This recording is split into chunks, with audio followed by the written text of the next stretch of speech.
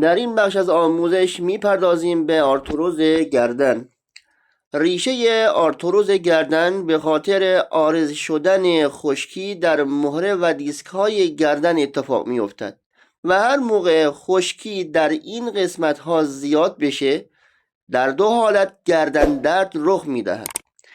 اولین حالت در صورت نفوذ سردی و رطوبت در گردن و دومین حالت به خاطر غلبه صفرا یا همان گرمای بدن زیاد بشه درد گردن یا درد آرتروزی گردن را احساس خواهید کرد. پس غالبا آرتروز گردن خودشو در وسط فصل سرد و در وسط فصل گرم نشون میده. آرتروز گردن اگر به حد شدیدش برسه به همراه گردن کتف و ترقوه هم درگیر میشه و علت ریشه‌ای آن را گفته بودیم که از خشکی هست و خشکی غالبا از بالا بودن گرمای بدن ایجاد میشه و هرچه مدت گرمای بدن زیاد بشه به همان اندازه خشکی رخ میده و از طرفی به خاطر سودا یعنی خلط سرد و خشک که از غذاهای سرد و خشک ایجاد میشه هم خشکی رخ میده. علائم آرتروز سرد و آرتروز گرم چیه؟ چه زمانی به خاطر نفوذ سردی به بدن و یا چه زمانی به خاطر بالا بودن گرمای بدن درد آرتروزی ایجاد میشه؟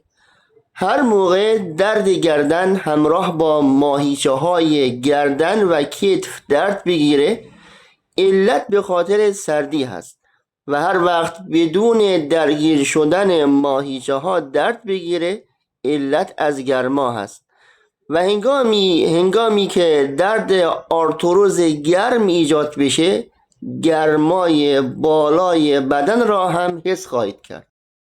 و اما درمان آرتروز گردن گفتیم هر دو علت به خاطر خشکی هست. پس اول خشکی در مهره ها یا کتف ها را از بین ببرید. اگر درد آرتروز به خاطر غلبه گرما باشه روغن بادام تلخ بهترین روغن هست. ماساژ بدید تا جذب بشه.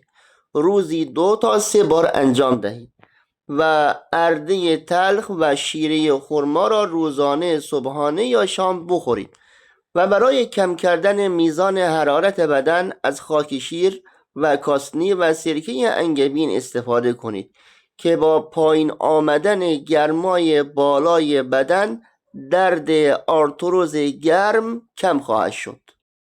اما درمان درد آرتروزی که به خاطر نفوذ سرما در بدن رخ میده برای این نوع مشکل باید بادکش کتف‌ها و وسط کتف‌ها و اطراف کتف‌ها را انجام بدید.